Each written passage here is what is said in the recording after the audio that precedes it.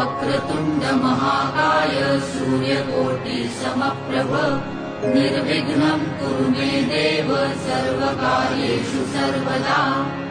दुर्वांकुर शमि मोदक अतिप्रिय श्रीगणरायाला विघ्नेश्वर मोरया स्मरता विघ्ने जाति दयाला। कर्णिकुण्डले मुकुट शिरीषेन्दुरहुटितनुमरि साजे प्रथम नमन तुझ मयुरेशा तुम्ही त्रिभुवनाचे राजे।